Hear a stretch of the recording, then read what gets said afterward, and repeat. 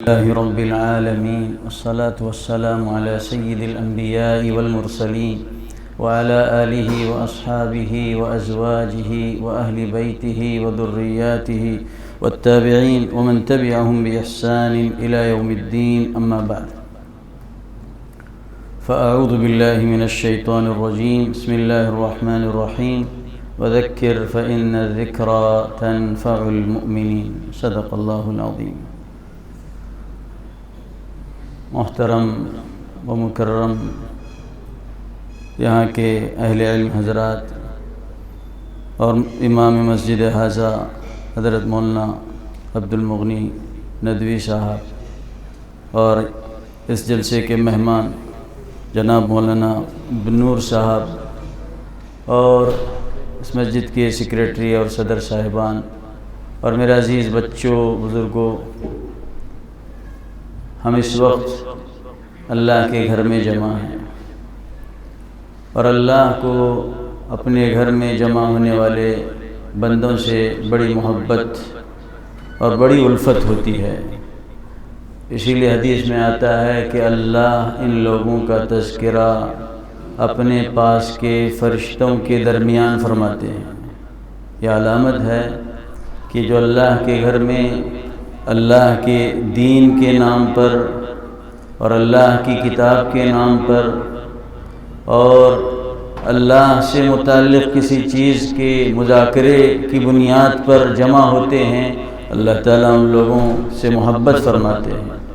تو ہم اطمینان رکھیں کہ اس وقت ہمارے یہاں جمع ہونا یہ اللہ کے لیے ہے، ہم کسی کی زور زبردستی جمع نہیں ہوئے ہیں۔ ہم اس لیے جمع ہوئے ہیں کہ رمضان المبارک کے تعلق سے قرآن مجید کی روشنی میں، حدیث کی روشنی میں باتیں ہم سنیں گے اور سن کر ایک نیا جذبہ اور نیا ولولہ لے کر کے ہم یہاں سے رخصت ہوں گے۔ باتیں بہت ساری پہلے بھی کہی جا چکی ہے اور بار بار کتابوں میں پڑھی بھی جاتی ہے، نمازوں کے بعد سنائی بھی جاتی ہے، لیکن بعض دفعہ اس کی طرف توجہ کم ہو جاتی ہے، دھیان کم ہو جاتا ہے، تو اس کے لیے اہتمام کے ساتھ اور خصوصیت کے ساتھ ان باتوں کی طرف متوجہ کرنے کے لیے مجلس منعقد کی جاتی ہے۔ تو رمضان المبارک کا مہینہ، بہت سارے مہینے ہیں سال بھر میں، 12 مہینوں کا مجموعہ ہے پورا سال، اور ان میں 4 مہینے ایسے ہیں جو بڑے حرمت والے مہینے کہلاتے ہیں۔ منہا 4 حرم، ان عدت الشہور عند اللہ 12 شہرا فی کتاب اللہ یوم خلق السماوات والارض منہا 4 حرم۔ 12 مہینوں ہی کی تعداد ہے۔ دنیا کے کسی مذاہب میں اور دنیا کی کسی جنتری میں مہینوں کی تعداد 12 سے متجاوز نہیں ہے۔ یہ اللہ کا نظام ہے، یہ اللہ کا ضابطہ رہا ہے۔ جس وقت سے اللہ نے اس کائنات کو پیدا فرمایا ہے، 12 مہینوں کی تعداد اللہ نے مقرر کی ہے۔ ان عدت الشہور عند اللہ 12 شہرا، قیامت تک اس میں کوئی تبدیلی نہیں آ سکتی، کوئی نئی جنتری پھر سے وجود میں نہیں لائی جا سکتی جس میں مہینوں کی تعداد 24 ہوں۔ 15 دن کا ایک مہینہ بنا دیا جائے تو 24 تعداد بنائے، کوئی اس کی ہمت ہی نہیں کر سکتا۔ یہ بات اٹل ہے اور یہ بات طے ہے اللہ کی یہاں لوح محفوظ میں کہ مہینوں کی تعداد 12 تھی، 12 ہے، 12 رہے گی قیامت تک۔ اور یہ 4 مہینے جسے ذوالقعدہ، ذوالحجہ، محرم اور رجب کا یہ سلسلہ ہے، 4 مہینوں کا سلسلہ، اللہ نے اس وقت سے ہی اشہر حرم قرار دیا ہے اور قیامت تک یہ مہینے حرمت والے مہینے ہوں گے۔ فَلَا تَظْلِمُوا فِيهِنَّ أَنفُسَكُمْ، اللہ نے تاکید کی ہے کہ ان مہینوں میں گناہ کا کام مت کرو۔ فَلَا تَظْلِمُوا فِيهِنَّ أَنفُسَكُمْ۔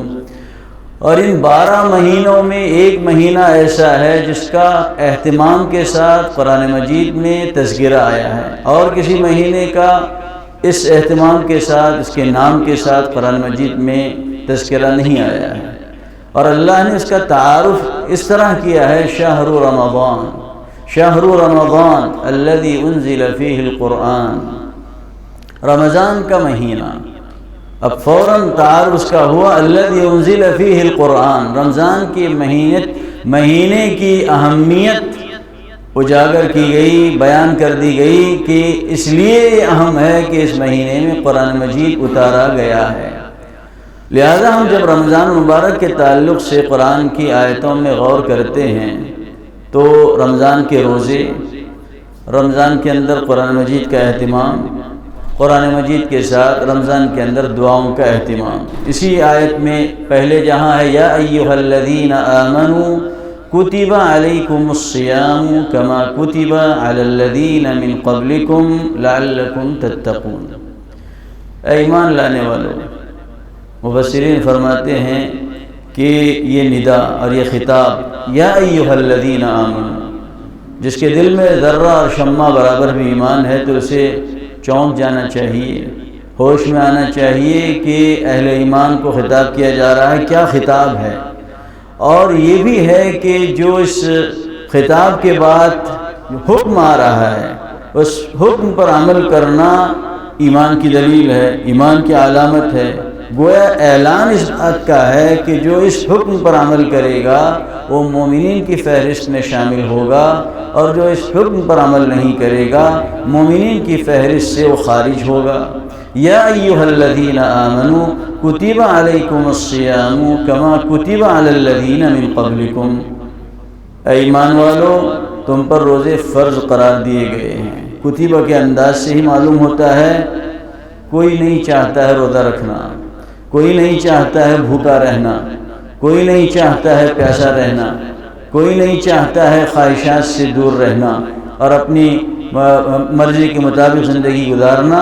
ہر ایک کے دل میں یہی بات ہے، جیسے اس سے پہلے کتب علیکم القتال وہو کرہ لکم، کتب کا لفظ ہی بتاتا ہے کتب علیکم القتال وہو کرہ لکم، وہو کرہ لکم، دشوار ہے تمہارے لیے، شاق ہے، تم پر شاق گزر رہی ہے یہ چیز، اس کے باوجود بھی تم پر فرض کیا گیا ہے، تو وہاں سے اس کی صراحت ہے کتب کے ساتھ کرہن کا لفظ آیا ہوا وہو کرہ لکم، تو کتب علیکم الصیام کما کتب علی الذین من قبلکم، لیکن اس بوجھ کو سمجھنے اور اسے بوجھ سمجھنے سے اس طرح سے دور رکھا گیا کہ اسے تم بوجھ نہ سمجھو، اسے تم اپنے لیے کوئی مصیبت نہ گردانو، اس لیے کہ ایسی چیز ہے جو تم سے پہلے کے ایمان لانے والوں پر بھی فرض قرار دی گئی ہے۔ تو میں یہاں بتانا ہی چاہ رہا ہوں کہ کتب علیکم الصیام کما کتب علی الذین من قبلکم لعلکم تتقون، تو روزہ فرض قرار دیا گیا، اور روزے کی فرضیت کی حکمت اور اس کی مصلحت بھی یہ بیان کی گئی کہ تمہارے اندر تقوی پیدا ہو جائے، اور یہی ایک مومن کا حاصل ہے، اور ایک یہی مومن کا مقصود اور مطلوب یہی ہے کہ دنیا کی زندگی میں اسے تقوی کے جوہر سے آراستہ ہونے کا موقع مل جائے، تقوی کی صفت سے متصف ہونے کے لیے اور تقوی کے وصف سے متصف ہونے کے لیے اللہ نے روزے کو فرض قرار دیا گیا ہے۔ اس لیے اس رمضان کی آمد پر اہل ایمان خوشی کا اظہار فرماتے تھے، اور حدیث میں بھی اس کا تذکرہ آیا ہے کہ رمضان سے بڑھ کر مومنوں کے لیے اور کوئی مہینہ نہیں ہے، ما اتی علی المسلمین شہر خیر منہ، اور منافقین کے لیے اس سے بدتر کوئی مہینہ نہیں ہے، اس لیے کہ ان کے لیے بوجھ ہے مہینہ۔ آج بھی وہ تصور کرتے ہیں کہ رمضان آ رہا ہے، گرمی کے موسم میں آ رہا ہے، پیاس کی شدت سے بلکنے اور تڑپنے کا موقع گویا آ رہا ہے۔ آج بھی جن کے دل میں ایمان نہیں ہوتا ہے، جن کے دل میں ایمان کا شمع ذرہ نہیں ہوتا ہے، وہ ڈر رہے ہیں، سہمے ہوئے ہیں کہ کیا ہوگا، پیاس لگی کہ کیا ہوگا، صبح کا ناشتہ نہیں، دوپہر کا کھانا نہیں، اور چائے نہیں، اور سگریٹ پینے والے وہ سگریٹ نہیں، اور دیگر لذتوں میں منہمک لوگوں کے پاس لذتوں سے محرومی کا گویا مہینہ آ رہا ہے۔ لہذا حدیث میں کہا گیا وَمَا مَرَّ بِالْمُنَافِقِينَ شہر شر منہ، منافقین کے لیے اس سے برا اور کوئی مہینہ نہیں ہے۔ تو رمضان کے ذریعے سے ایمان اور نفاق کا فرق سمجھ میں آتا ہے۔ گویا ایک ایسی بھٹی ہے جس میں خالص سونا اور کھوٹا سونا کھل کر کے اس کا فرق سامنے آ جاتا ہے۔ مومن کون ہے اور منافق کون ہے، رمضان کے مہینے سے اس کی تمیز ہوتی ہے، اس کی تفریق، ان کے درمیان تفریق ہوتی ہے۔ لہٰذا اللہ کے رسول صلی اللہ علیہ وسلم رمضان کی آمد سے پہلے صحابہ کو رمضان کی آمد کی مبارکباد پیش کرتے تھے اور کہتے تھے اتاکم شہر رمضان، رمضان کا مہینہ آ رہا ہے۔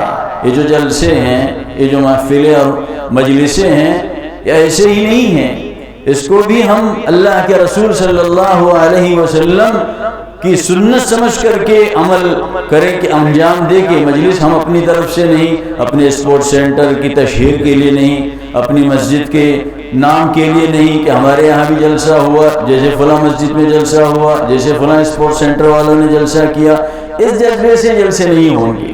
یہ جلسے اس جذبے سے ہوں گے کہ اللہ کے رسول صلی اللہ علیہ وسلم کا بھی معمول تھا رمضان کی آمد سے پہلے صحابہ کو جمع فرماتے تھے اور رمضان کی اہمیت اور اس کی فضیلت کے بارے میں بیان کرتے تھے کہ کون سا مہینہ آ رہا ہے، شہر برکہ۔ جیسے ابھی مولانا عبد المغنی صاحب نے برکت کے تعلق سے اچھی اور مفید باتیں آپ کے سامنے رکھی۔ شہر برکہ، اس کی خصوصیت یہی ہے، برکت کا مہینہ ہے۔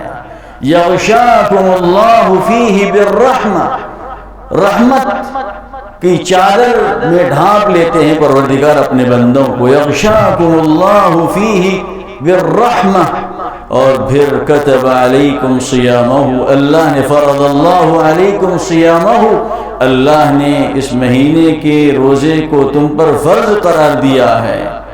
اور وَيَنْظُرُ اللَّهُ إِلَىٰ تَنَافُسِكُمْ فِيهِ وَيُبَاهِي بِكُمْ مَلَائِكَتَهُ، اللہ تمہارے آگے بڑھنے کو اور مقابلہ کرنے کو دیکھتا ہے کہ لوگ مقابلے میں رہتے ہیں، میں اللہ کو خوش کروں گا نوافل کے ذریعے سے، میں اللہ کے نیک بندے اس مہینے کو مزمار، اس کو مقابلے کا میدان گردانتے ہیں، کس میں مقابلہ کرنا ہے، ایک دوسرے سے آگے بڑھنا ہے۔ وَفِي ذَلِكَ فَلْيَتَنَافَسِ الْمُتَنَافِسُونَ، انہی چیزوں کے اندر آگے بڑھنے والوں کو آگے بڑھنا ہے۔ لِمِثْلِ هَذَا فَلْيَعْمَلِ الْعَامِلُونَ، انہی نیکیوں کے کاموں میں عمل کرنے والوں کو، محنت کرنے والوں کو، کوشش کرنے والوں کو کوشش کرنی ہے۔ لِمِثْلِ هَذَا فَلْيَعْمَلِ الْعَامِلُونَ۔ اور پھر اللہ کے رسول صلی اللہ علیہ وسلم نے فرمایا اروا اللہ تنافسکم فی، اللہ کو دکھائیے تمہارا مقابلہ،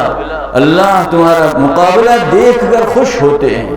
بلا ایک پارہ قرآن پڑھ رہا ہے تو دوسرا 2، تیسرا 4، 5، اس کے اندر مقابلے ہوتے ہیں۔ اللہ کے رسول صلی اللہ علیہ وسلم کا بھی معمول یہی نقل کیا گیا ہے، کان اشد من الریح المرسلہ، اب اندازہ لگائیے تیز و تند ہوا سے بھی زیادہ تیز ہو جاتے تھے آپ صلی اللہ علیہ وسلم عمل کے میدان میں۔ کان اشد من الریح المرسلہ، اللہ کے رسول صلی اللہ علیہ وسلم عمل کے میدان میں آندھی سے زیادہ تیز ہو جاتے تھے اور آپ کا کوئی مقابل نہیں ہوتا تھا عمل کے میدان میں۔ تو بہرحال اس مہینے کی آمد پر ہمیں خوشی کا اظہار کرنا چاہیے کہ اللہ نے ہمیں پھر سے ایک موقع عطا فرمایا ہے۔ وہ چاہتا ہمیں اپنے پاس بلا لیتا رمضان کے آنے سے پہلے ہمیں اب بھی دعا میں مشغول ہونا چاہیے، اے اللہ تو برکت دے شعبان کے پورے مہینے میں اور رمضان تک ہمیں پہنچا دے۔ اللہ کے رسول صلی اللہ علیہ وسلم کا معمول نقل کیا گیا ہے، اگرچہ محدثین نے اس حدیث کے سلسلے میں کلام بھی فرمایا ہے، لیکن متداول روایت ہے اللہم بارک لنا فی رجب و شعبان وبلغنا رمضان۔ بعد سلف صالحین کے اقوال میں نقل ہے اللہم سلمنا فی رمضان، اے اللہ ہمیں سلامتی کے ساتھ رکھ رمضان میں، وسلم لنا رمضان، رمضان کو بھی ہمارے لیے سلامت رکھ۔ کل ہی میں کہیں بات بیان کر رہا تھا، اب تک سمجھ میں نہیں آ رہا تھا رمضان کو سلامت رکھ، گزشتہ سال کے لاک ڈاؤن نے بتا دیا کہ اس جملے کا کیا مطلب ہے۔ رمضان کو بھی ہمارے لیے سلامت رکھ، ورنہ رمضان کے اندر سے بھی سلامتی اللہ تعالیٰ اٹھا لے سکتا ہے۔ وَسَلِّمْ لَنَا رَمَضَانَ وَتَسَلَّمْهُ مِنَّا مُتَقَبَّلًا۔ تو ہمیں سب سے پہلی فرصت میں دعا میں لگ جانا چاہیے۔ اللہ تیرا شکر ہے، تیرا فضل ہے، تیری مہربانی ہے، تیرا احسان ہے، تیرا انعام ہے کہ اللہ تو نے ہمیں سلامتی کے ساتھ رکھا ہے، مزید سلامتی عطا فرما۔ رمضان کے مہینے کے لیے ہمیں تو برکتیں عطا فرما، رمضان تک ہماری عمر دراز فرما۔ بلغنا رمضان، رمضان میں روزوں کی توفیق عنایت فرما، رمضان میں قرآن کی تلاوت کی توفیق عنایت فرما، رمضان میں تہجد کی توفیق عنایت فرما، رمضان میں صدقات اور خیرات کی توفیق عنایت فرما، رمضان میں والدین کی فرما برداری اور ان کی خدمت کی توفیق عنایت فرما، رمضان میں ایک دوسرے کے ساتھ ہمدردی اور غمخواری کی توفیق عنایت فرما، رمضان میں روزے رکھنے اور روزے داروں کو افطار کرانے کی توفیق عنایت فرما۔ یہ توفیق ہمیں مانگنی ہے، رمضان میں دعا کی توفیق عنایت فرما۔ اس طرح سے ہمیں دعا میں منہمک ہو جانا چاہیے رمضان کی آمد سے پہلے پہلے، اور اللہ کی اس نعمت پر شکر بجا لانا چاہیے۔ حضرت امام نووی رحمہ اللہ نے بیان کیا ہے کہ ہر اس شخص کے لیے جسے کوئی نعمت اللہ کی طرف سے مل رہی ہو یا کوئی مصیبت اللہ کی طرف سے ہٹائی جا رہی ہو، اس کے لیے سجدہ شکر مستحب ہے، مسنون ہے۔ ہم ایک مرتبہ رمضان کے آتے ہی سجدہ شکر میں گر جائیں کہ اللہ تیرا شکر ہے تو نے مجھے پھر سے عافیت کے ساتھ، صحت کے ساتھ، سلامتی کے ساتھ رمضان کا مہینہ عطا فرمایا۔ کتنے نوجوان، ذرا سا ہم غور کریں، بار بار یہ باتیں شاید دہرائی جاتی ہیں، کتنے نوجوان ہم سے رخصت ہوئے جو گزشتہ رمضان میں ہمارے ساتھ تھے۔ کوئی بیماری نہیں تھی، کوئی اذیت نہیں تھی، کوئی مصیبت انہیں لاحق نہیں تھی، بس اللہ کا کو منظور تھا وہ ہمارے درمیان سے اٹھا لیے گئے۔ کتنی عورتیں، کتنے بچے اور کتنے صحت مند جو گزشتہ رمضان تک کسی بیماری میں مبتلا نہیں تھے، اب رمضان آتے آتے وہ طرح طرح کی بیماریوں میں مبتلا ہیں۔ اٹھنے کی طاقت نہیں، چلنے کی طاقت نہیں، کھانے کی طاقت نہیں، اور کسی سے بولنے اور ملنے تک کی طاقت نہیں ہے۔ اللہ کا ہم شکر بجا لائیں، اللہ نے اب تک ہمیں سلامتی کے ساتھ، عافیت کے ساتھ رکھا ہے۔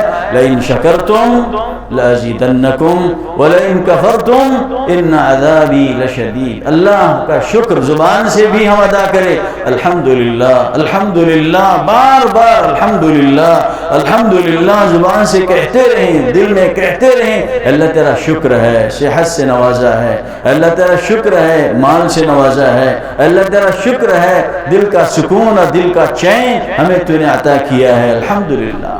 کتنے مسائل لوگوں کو گھیرے ہوئے ہیں، خانگی مسائل ہیں، گھریلو مسائل ہیں، ازدواجی مسائل ہیں، اور خاندانی مسائل ہیں، اور کیا کیا مسائل ہیں۔ کتنے ملک ہیں جن کو سکون اور قرار کے ساتھ اپنے گھروں میں رہنا میسر نہیں ہے، کھلے میدان میں وہ رہنے پر مجبور ہیں، ایک لقمہ میسر نہیں ہے، صبح ہوتی ہے ان کے لیے نہ گرمی سے بچنے کے اسباب ہیں اور نہ سردی سے اپنے کو محفوظ کرنے کے ذرائع اور وسائل ان کے پاس مہیا ہیں۔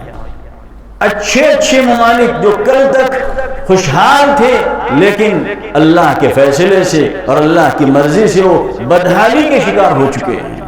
ہم لوگ اخبارات سنیں، خبریں کیا کیا آتی ہیں، شام کی کیا خبریں ہیں، لیبیا کی کیا خبریں ہیں، اور عراق کی کیا خبریں ہیں۔ کل تک ارب پتی اور آج وہ بھیک پتی ہو چکے ہیں، فقر و فاقے کی زندگی گزارنے پر وہ مجبور ہیں۔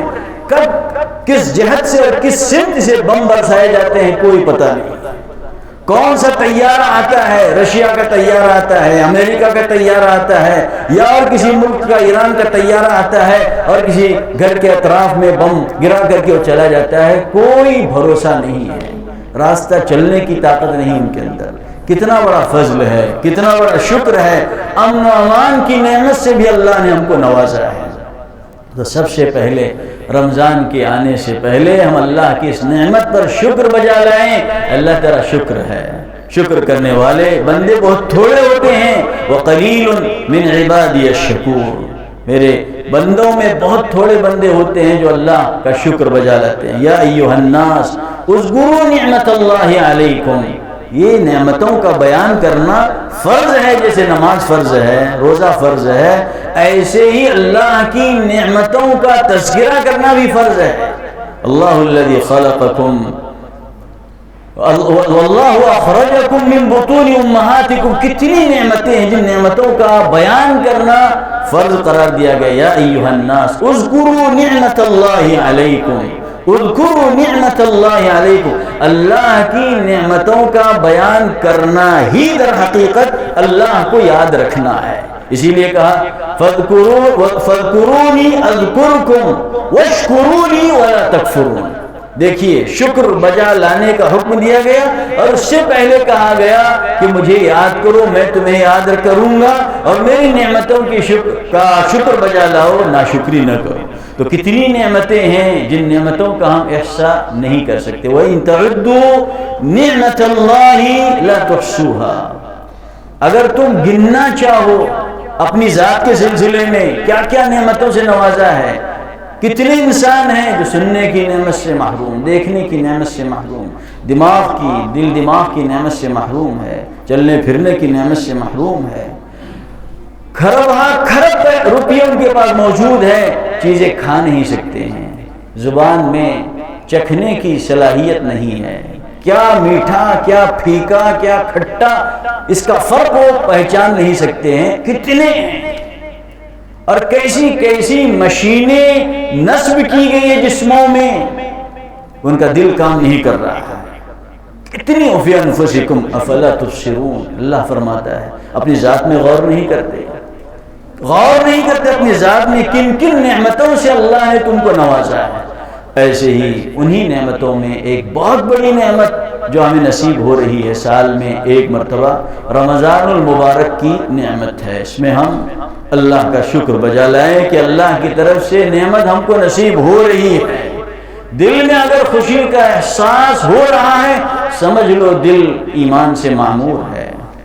اگر دل میں کسی طرح کی تکلیف کا احساس ہو رہا ہے کیوں یہ مہینہ آ رہا ہے اس گرمی کے زمانے میں, سمجھ لو کلا بل ران علی قلوبہم ما كانوا یکسبون. گناہ اتنے ہوئے ہیں کہ اچھائی کا اچھا ہونا یہ بھی وہ بھول گیا ہے. رمضان ایک مبارک مہینہ ہے, اس کی برکتوں کو انکار کرنے جا رہا ہے. گویا دل کے اندر وہ تکلیف اگر محسوس کر رہا ہے رمضان کے آنے پر. تو رمضان کا جہاں قرآن مجید میں بیان ہے ایک تقوی کی صفت کو پیدا کرنے کے لیے روزہ رکھا گیا ہے. نماز کے ذریعے سے, زکوٰۃ کے ذریعے سے, حج کے ذریعے سے جو کیفیتیں اور حالتیں انسان کے اندرون میں پیدا ہوتی ہے وہ الگ ہے وہ جو روزے کے ذریعے سے پیدا ہوتی ہے. لعلکم تتقون. آدمی نماز میں ہوتا ہے 5 منٹ کے لیے, 10 منٹ کے لیے. حج میں 2-3 دن کا مسئلہ ہوتا ہے. زکوٰۃ جس وقت وہ دے رہا ہوتا ہے ایک مختصر گھڑی ہوتی ہے.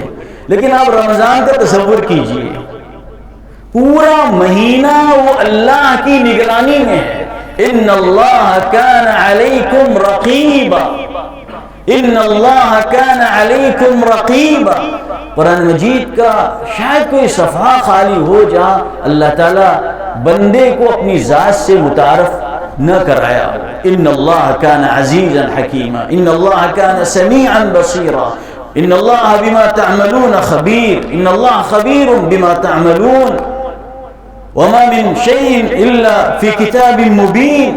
ہر صفحے پر براہ راست اللہ نے اپنی ذات کا تعارف کیا ہے اور بندے کو اس سے آگاہ کیا ہے کہ مکمل نگرانی میں ہو تم اس دنیا کی زندگی میں.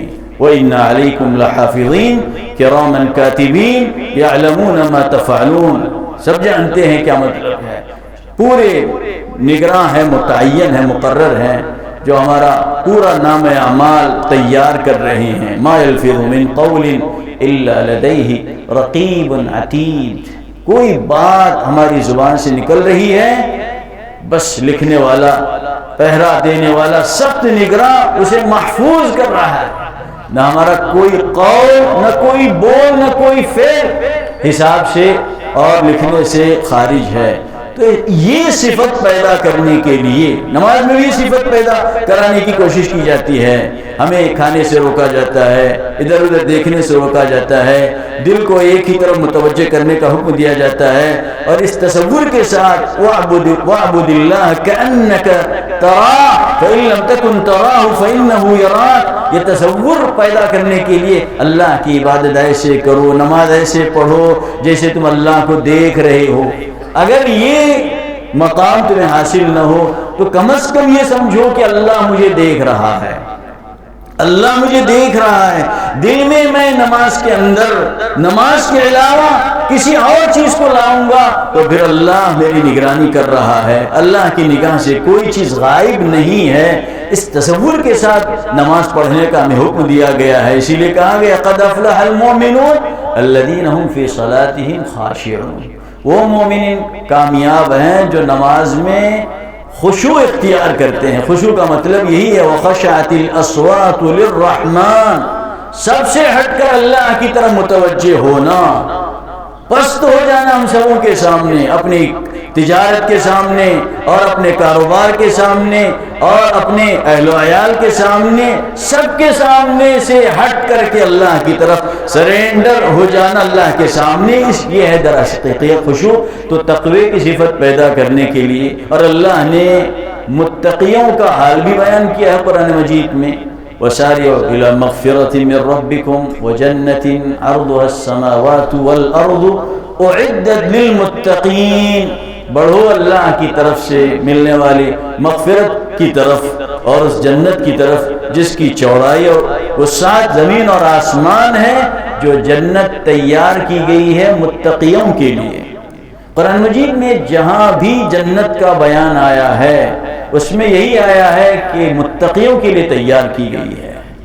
اور التقوی ہاہنا، اللہ کے رسول صلی اللہ علیہ وسلم نے ایک مرتبہ خطبے میں اشارہ کر کے فرمایا کہ تقوی کا محل دل ہے۔ التقوی ہاہنا، التقوی ہاہنا، واشار الی صدرہ۔ دل کے اندر ایک کیفیت پیدا ہوتی ہے جس کے بعد بندے کا اور رب کا ایسا رابطہ ہو جاتا ہے کہ پھر اس رابطے کے نتیجے میں اللہ کی وہ نگرانی میں رہتا ہے۔ ہر وقت یہی اس کے مد نظر رہتا ہے کہ ایک کام اللہ کو خوش کرنے والا ہے یا ایک کام اس سے اللہ ناراض ہونے والا ہے۔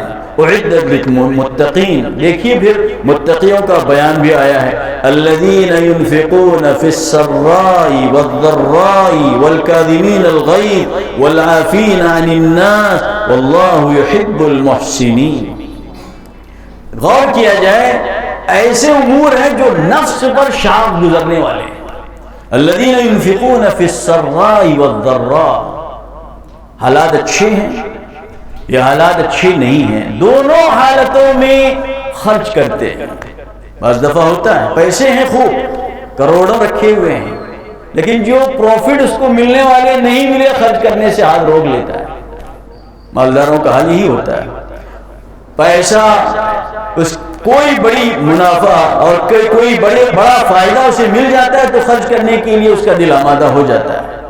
تو اللہ نے متقیوں کا جہاں بیان کیا ہے، متقیوں کے سلسلے میں جہاں بیان آیا ہے، یہ فرمایا الذین ينفقون فی السراء والضراء والکاظمین الغیظ۔ یہ بھی نفس سے تعلق رکھنے والی چیز ہے، غصے کو کنٹرول کرنے والے، غصے کو پینے والے۔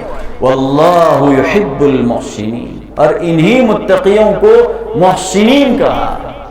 ان رحمت اللہ قریب من المحسنین، اللہ کی رحمت قریب ہے محسنین سے۔ کتنا آسان عمل لگ رہا ہے لیکن نفس پر شاخ گزرنے والا عمل ہے۔ الذین ينفقون فی السراء والضراء والکاظمین الغیظ والعافین عن الناس واللہ یحب المحسنین۔ پھر متقیوں کی صفت یہ بیان کی، متقی وہ نہیں کہ جسے گناہ سرزد ہی نہ ہوتا ہو، جن سے کوئی نافرمانی والا عمل سرزد ہی نہ ہوتا ہو، ایسا نہیں ہے۔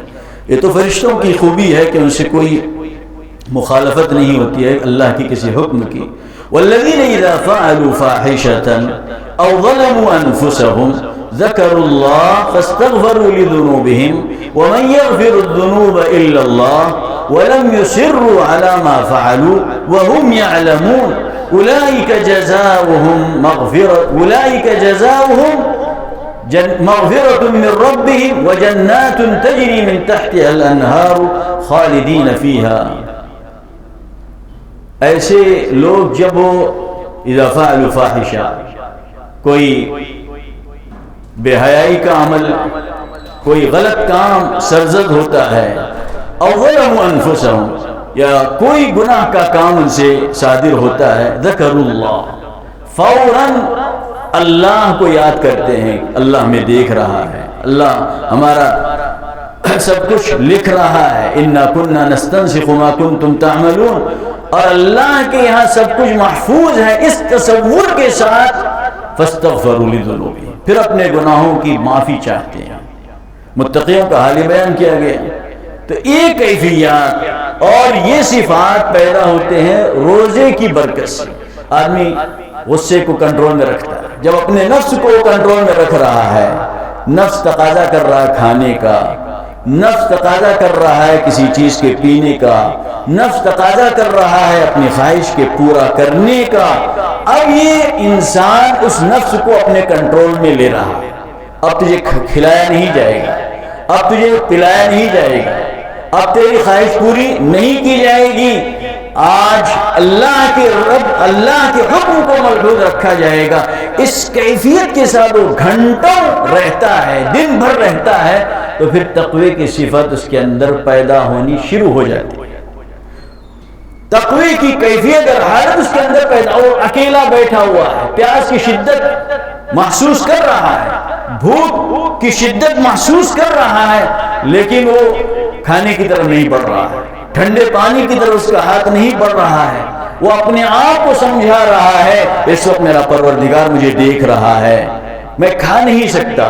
اب اس کیفیت کے ساتھ وہ ایک مہینہ گزرتا ہے صحیح کیفیتوں اور صحیح حالتوں سے، پھر وہ تیار ہو جاتا ہے متقی بننے کے لیے. لعلکم تتقون. روزہ بھوکا پیاسا رہنے کا نام نہیں. اسی لیے حدیث میں آتا ہے من لم يدع قول الزور والعمل به فليس لله حاجة ان يدع طعامه وشرابه. خواہ ہم بھوکے پیاسے رہیں اور یہ تصور کریں ہم متقی بننے جا رہے ہیں، صرف کھانا پینا چھوڑنا یہ روزہ نہیں ہے، جھوٹ کا چھوڑنا. اسی لیے حضرت عبداللہ بن جریر رضی اللہ عنہ غالباً فرماتے ہیں لیس الصیام عن الطعام والشراب والشہوة ولكن الصیام عن اللغو واللہو والرفث والباطل. کھانا پینا اور اپنی خواہش کا چھوڑنا یہ در حقیقت روزہ نہیں ہے.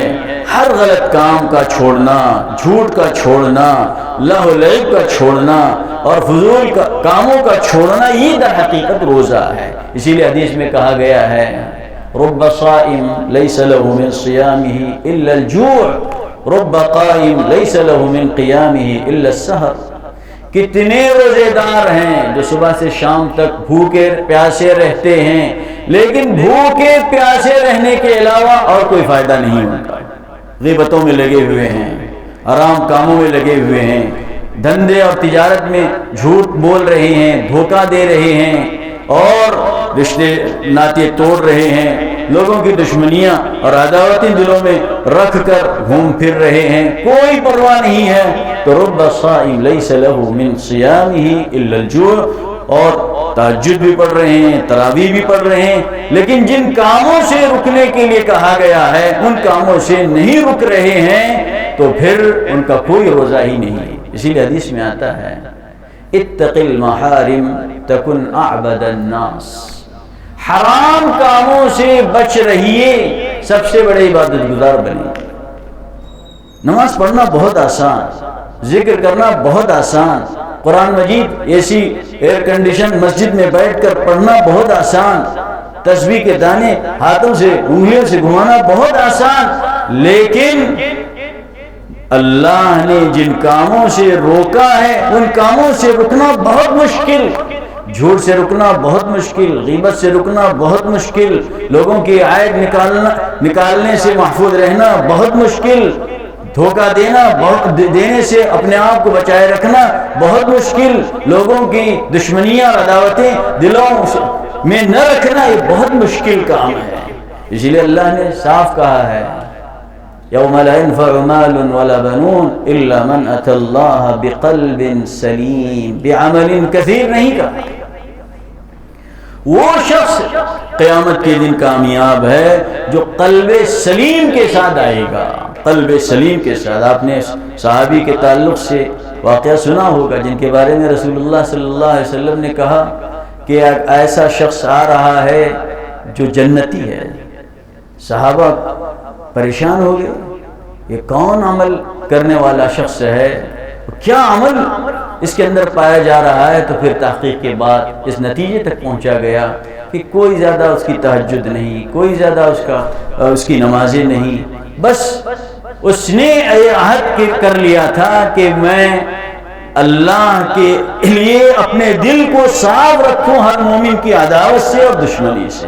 من اتی اللہ بقلب سلیم۔ اسی لیے صبح یہ پیر اور جمعرات کو اللہ کے دربار میں دفتر پیش ہوتے ہیں بندوں کے، ان دفتروں میں وہ دفتر ریجیکٹ کیے جاتے ہیں ان لوگوں کے نام اعمال جن کے دلوں میں لوگوں کی عداوتیں اور دشمنیاں رہتی ہیں، اور کہا جاتا ہے کہ انہیں مہلت دے دیجئے یہاں تک کہ وہ آپس میں مصالحت کریں۔ شعبان کی 15ویں رات میں جس کے بارے میں کہا گیا ہے کہ اللہ انتہائی قریب ہوتے ہیں اور لوگوں پر رحمت کی نگاہ ڈالتے ہیں، ایسے انسان کو مستثنا رکھ دیتے ہیں جو انسان کسی سے دشمنی اور عداوت رکھ رہا ہو۔ تو رمضان آ رہا ہے تو تقوی کی صفت پیدا کرنے کے لیے جن کاموں کا کرنا ہمیں درکار ہے ان کاموں کو ہم جان دیں۔ تقوی پیدا کرنے کے لیے ہی روزے کو مشروع کیا گیا ہے۔ اگر روزے کے ذریعے سے ہمارے دل میں گناہوں سے بچنے کا جذبہ پیدا نہ ہو پھر روزے کا کوئی فائدہ نہیں ہے۔ اب رمضان کے آنے سے پہلے ہم یہ پکا اور سچا ارادہ اور عزم کر لیں کہ رمضان آئے گا، گناہوں سے محفوظ رہیں گے، اور رمضان کے جانے کے بعد بھی ہم اللہ کی منع کردہ چیزوں سے بچ رہیں گے۔ اس کا ہم پکا اور سچا ارادہ کریں۔ اسی کا نام توبہ ہے۔ وَتُوبُوا إِلَى اللَّهِ جَمِيعًا أَيُّهَا الْمُؤْمِنُونَ لَعَلَّكُمْ تُفْلِحُونَ۔ توبہ ہاتھ منہ پہ مارنے کا نام نہیں ہے، ندامت کا نام، احساس شرمندگی کا نام توبہ ہے۔ اور توبہ جو کرتا ہے تائب من الذنب کمن لا ذنب لہ، گناہوں سے توبہ کرنے والا ایسا ہے جیسے اس کا کوئی گناہ ہی نہیں۔ التوبۃ تجب ما قبلہا، توبہ تمام گناہوں کو ختم کر دیتی ہے۔ کوئی عمل توبہ کرنے والا ایسا ہے جیسے ابھی ماں کے پیٹ سے نکلا ہوا بچہ، کیوم ولدتہ امہ، توبہ کرنے والے کی حالت ہوتی۔ توبے کا مطلب ہی ہے جو گناہ ہوئے ہیں اللہ کے سامنے اقرار کرے، اعتراف کرے، اور یہ پکا عہد کر لے کہ میں اب گناہوں کی طرف نہیں پلٹوں گا۔ ندامت ہو، شرمندگی ہو کہ میں ایک بندہ ہونے کی حیثیت سے اپنے مالک اور اپنے آقا کی کس قدر نافرمانی کا میں مرتکب ہوا۔ تو رمضان کے آنے سے پہلے تقوی کی صفت پیدا کرنے کے لیے گناہوں سے توبہ انتہائی ضروری ہے۔ انما یتقبل اللہ من المتقین، انما یتقبل اللہ من المتقین، اللہ جملہ عبادتیں انہی بندوں کی قبول فرماتے ہیں جو تقوی کی صفت کے حامل ہوتے ہیں۔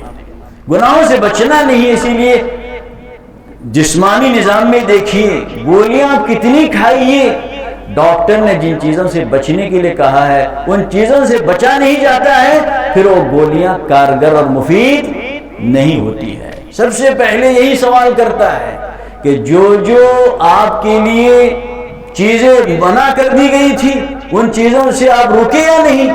اگر وہ کہتا ہے کہ اس سے رکنا ممکن نہیں ہے تو پھر ڈاکٹر بھی ہاتھ اٹھا لیتا ہے اور بیماری کا علاج کرنے سے انکار کرتا ہے کہ ہم سے یہ چیز نہیں ہوگی۔ تو تقوی یہی ہے، جو احتیاطات اور جو ہمارے لیے پابندیاں لگائی گئی اللہ کی طرف سے، اسی لیے کہا گیا تِلْكَ حُدُودُ اللَّهِ فَلَا تَعْتَدُوهَا تِلْكَ حُدُودُ اللَّهِ فَلَا تَقْرَبُوهَا، یہ اللہ کے حدود ہیں، جو گناہ ہیں وہ حدود ہیں، اسے پھلانگو نہیں، اس سے آگے مت بڑھو، اس کے قریب بھی مت جاؤ۔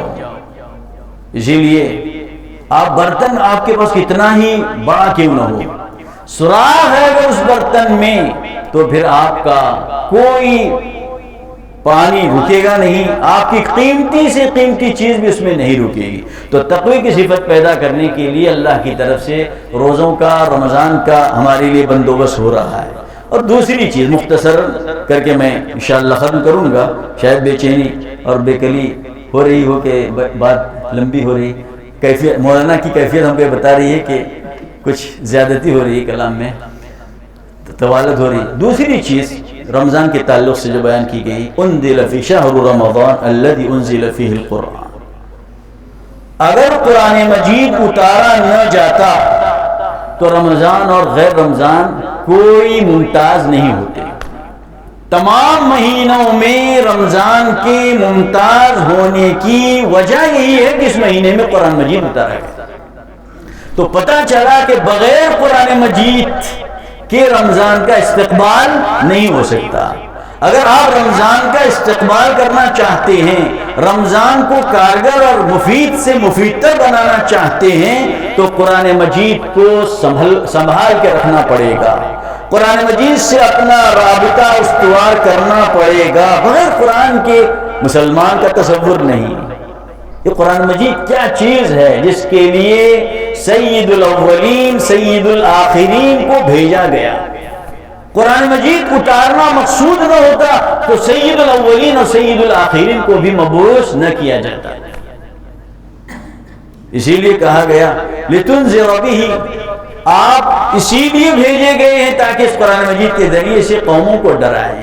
یتلو علیہ هو الذی بعث فی الامیین رسولا منہم یتلو علیہم آیاتہ وَيُزَكِّيهِمْ وَيُعَلِّمُهُمُ الْكِتَابَ وَالْحِكْمَةَ، نبی کے مبعوث کیے جانے کا مقصد ہی یہی ہے کہ قرآن مجید پڑھ کر کے اپنی امت کو سنائیں۔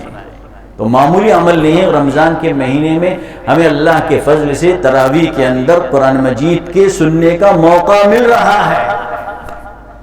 8 اور 20 کے چکر میں نہ جائیے، اللہ کے کلام کو سننے کا موقع آپ کو مل رہا ہے، بڑے شوق اور ذوق کے ساتھ آپ حاضر ہو جائیے۔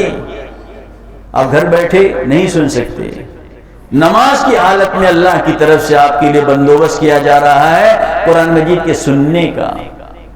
قرآن مجید زندگی میں نہیں ہے تو سمجھ جائیے نقصان اٹھانے والے اور گھاٹا اٹھانے والے لوگ ہیں۔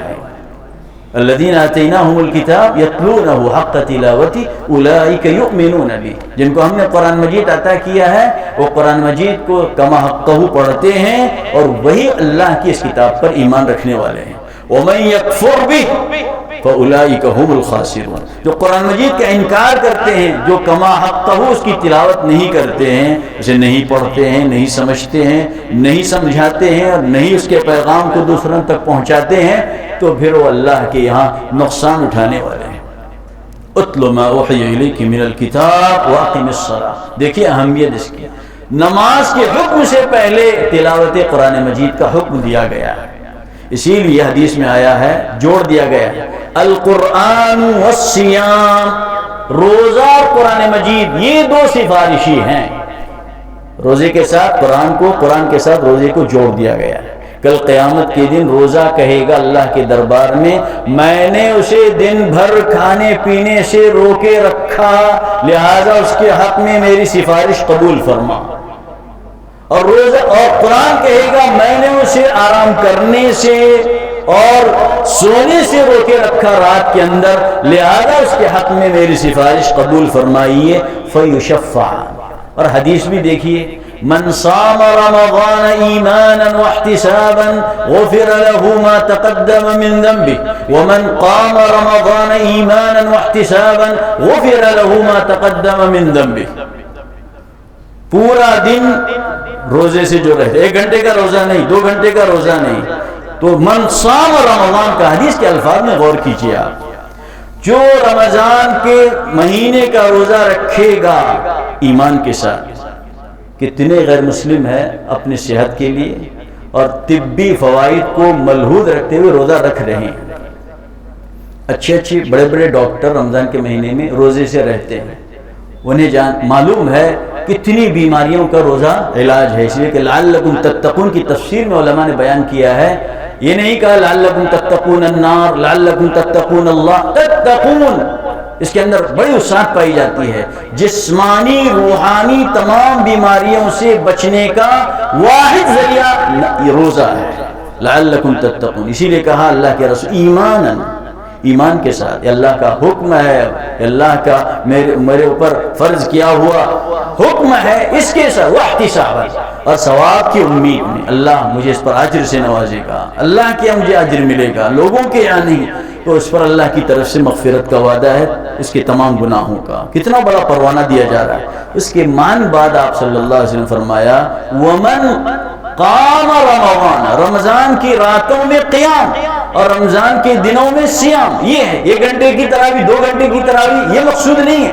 پوری رات اللہ کے دربار میں جو کھڑا ہوگا، ومن قام رمضان، آج کی اور 20 کی یہاں تفریق نہیں ہے، ومن قام رمضان. ہم کیا کر سکتے ہیں؟ اللہ صحابہ کے تعلق سے باتیں آپ نے سنی ہوں گی. قرآن مجید کا آغاز ہوا، پھر اسی رات اختتام بھی ہوا. ہم اس کی سکت نہیں رکھتے. ومن قام رمضان ایمانا واحتسابا غفر له ما تقدم من ذنبه.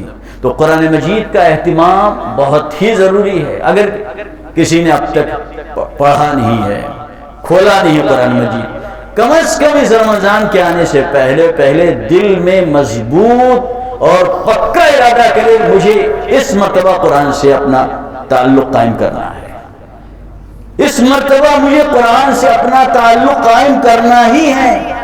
نیت المؤمن خیر من عمل. نیت کریں گے آپ اور پھر آپ مکمل قرآن پڑھنے سے عاجز اور قاصر بھی رہیں گے، اللہ کے یہاں قرآن پڑھنے والوں میں آپ کا شمار ہوگا. ہم تصور نہیں کر سکتے. ایک ہی مقدمہ ہوگا اللہ کے رسول جو دائر کریں گے قیامت کے دن اپنی امت کے خلاف. وقال الرسول یا رب ان قوم اتخذوا هذا القرآن مہجورا.